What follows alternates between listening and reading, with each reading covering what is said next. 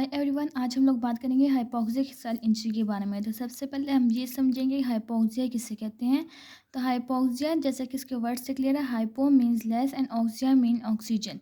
सो जब भी हमारे पास लेस अवेलेबिलिटी होगी ऑक्सीजन की, तो वो एज अ रिजल्ट काज करेगी hypoxia, that is less availability of oxygen.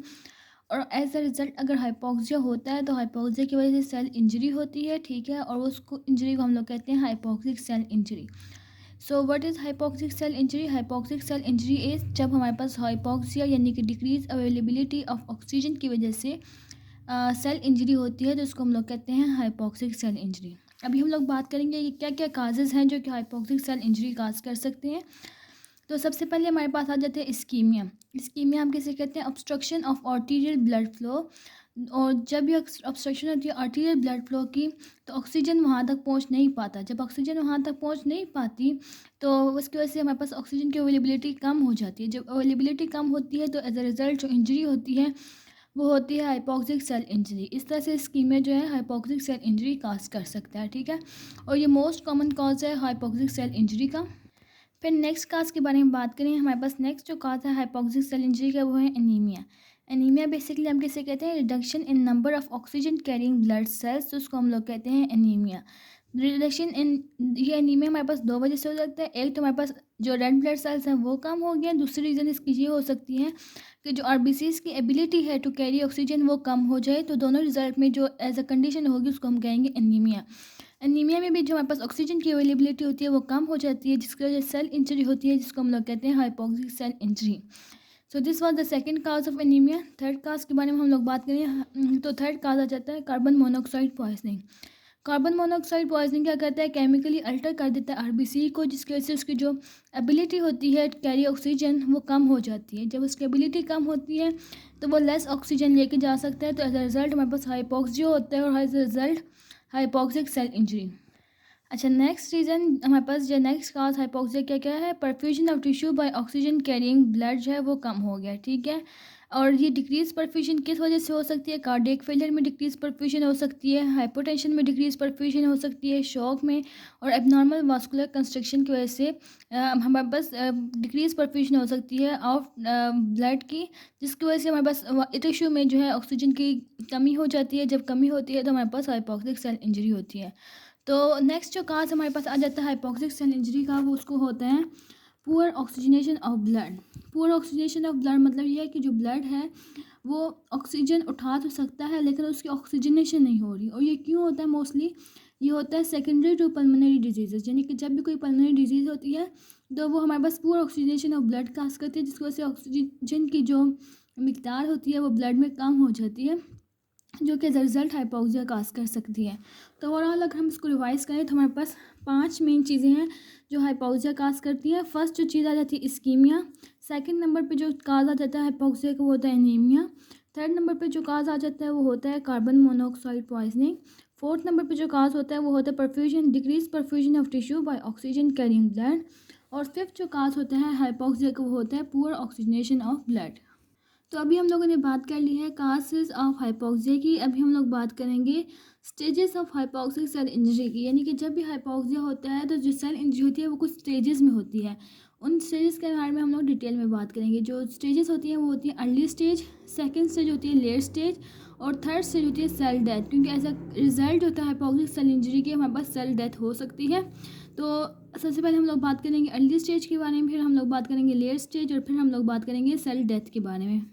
Okay, early stage of hypoxic cell injury में क्या होता है? अर्ली स्टेज में सबसे पहले इफेक्ट होता है माइटोकॉन्ड्रिया। जब माइटोकॉन्ड्रिया इफेक्ट होगा तो चूंकि हमें पता है कि माइटोकॉन्ड्रिया का मेन फंक्शन होता है ऑक्सीडेटिव फॉस्फोराइलेशन, तो जब माइटोकॉन्ड्रिया इफेक्ट होगा तो ऑक्सीडेटिव फॉस्फोराइलेशन डिक्रीज हो जाएगी, ठीक है। जब ऑक्सीडेटिव फॉस्फोराइलेशन डिक्रीज होगी तो ATP synthesis as a result decrease हो जाएगी। और जब हमारे पास एटीपी सिंथेसिस डिक्रीज होगी तो उसके रिजल्ट में कुछ चीज़ें होंगी। सबसे पहली चीज़ जो होगी जो एटीपी सिंथेसिस की डिक्रीज की वजह से, वो होगी failure of cell membrane pump. Cell membrane pump क्या होता है? Ouabain sensitive sodium potassium ATPase pump होता है, जो कि इंट्रासेलुलर सोडियम और वाटर को इंक्रीज़ करता है और इंट्रासेलुलर पोटाशियम को डिक्रीज़ करता है। इसका मेन फंक्शन ये है कि सेल में सोडियम और वाटर को इंक्रीज़ करता है, डिक्रीज़ करता है और पोटाशियम को इंक्रीज़ करता है। लेकिन जब इसका पंप का फंक्शन ख़राब हो जाएगा या कम हो जाएगा तो हमारे पास इंट्रासेलुलर सोडियम और वाटर जो है वो इंक्रीज़ हो जाएंगे और इंट्रासेलुलर पोटाशियम डिक्रीज़ हो जाएगा। ठीक है, जब हमारे पास सेल मेम्ब्रेन पंप फेलियर हो गया तो हमारे पास सोडियम और वाटर जो है सेल में इंक्रीज़ होते जाएंगे और पोटाशियम जो है सेल में डिक्रीज़ होता जाएगा। एज अ रिज़ल्ट क्या होगा कि सेल स्वेलिंग हो जाएगी। ठीक है, सेलुलर स्वेलिंग को हम लोग हाइड्रोपिक चेंजेस भी कहते हैं। इसको हम लोग कैरेक्टराइज कैसे करते हैं कि जब हमारे पास सेलुलर स्वेलिंग होती है या हाइड्रोपिक चेंज होती है तो सेल के साइटोप्लाज्म में, consider this is cytoplasm, this is nucleus, तो एक वैक्यूल्स नज़र आने लग जाते हैं जिसको हम लोग कहते हैं hydropic change. In formation of in vacuoles को हम लोग कहते हैं हाइड्रोपिक चेंज। तो फर्स्ट चीज़ हमारे पास सोडियम पोटाशियम एटीपेज पंप की रुकने की वजह से क्या होगी, सेलुलर स्वेलिंग होगी। ठीक है, नाउ फर्दर अगर हम लोग बात करते हैं, जब हमारे पास सोडियम पोटाशियम पंप जो है हमारे पास रुक गए हैं तो एक तो सेलुलर स्वेलिंग होगी है, साथ साथ स्वेलिंग होगी एंडोप्लाज्मिक रेटिकुलम की। ठीक है, ये हमारे पास एंडोप्लाज्मिक रेटिकुलम जो स्वेल करता है तो ये फर्स्ट अल्ट्रास्ट्रक्चर चेंज होती है जो एविडेंट होती है रिवर्सिबल सेल इंजरी के बारे में।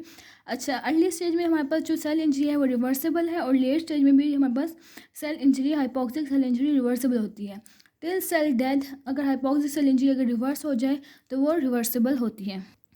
अच्छा, हम लोगों ने बात की है जब सोडियम पोटाशियम पंप जो है हमारे पास इसकी एक्टिविटी कम हो गई है, ये रुक गई है, तो एक तो हमारे पास हाइड्रोपिक चेंज आती है जिसमें हमारे पास सेलुलर स्वेलिंग होती है।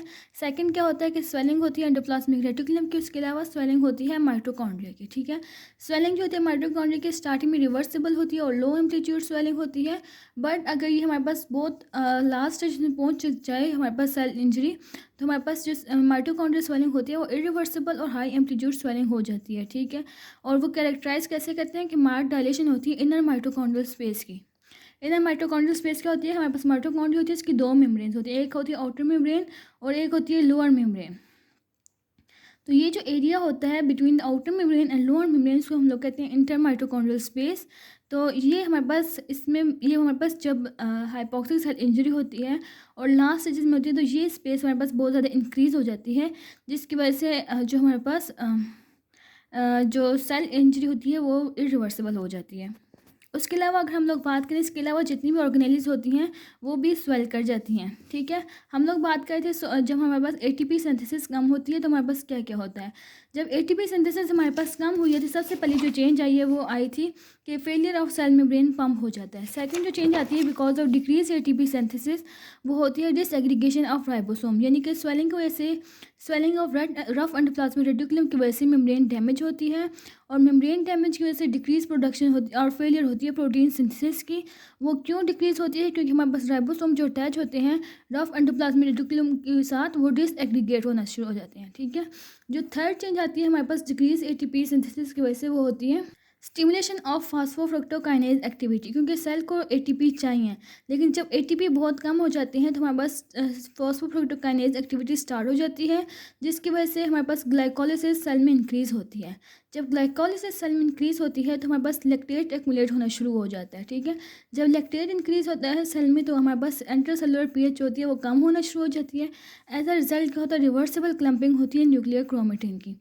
अच्छा, ये चीज़ यहाँ पे इंपॉर्टेंट है कि अर्ली स्टेज में जितनी भी चेंजेस होती हैं वो रिवर्सिबल होती हैं। इवन अगर हमारे पास क्लम्पिंग होती है न्यूक्लियर क्रोमेटिन की because of decrease intercellular pH तो वो भी हमारे पास रिवर्सिबल होती है। तो ये बात थी हमारे पास अर्ली स्टेज ऑफ हाइपोक्सिया में क्या होता है। नेक्स्ट जो पार्ट 2 ऑफ वीडियो होगा उसमें हम लोग बात करेंगे लेट स्टेज में क्या होता है और सेल डेथ में क्या होता है और कुछ और इसके जो हमारे पास हाइपोक्सिक सेल इंजरी के कुछ और फैक्ट्स हैं उनके बारे में हम लोग बात करेंगे। अगर आपको वीडियो पसंद आई हो तो लाइक शेयर सब्सक्राइब और कमेंट करना मत भूलिएगा। Thank you so much for watching.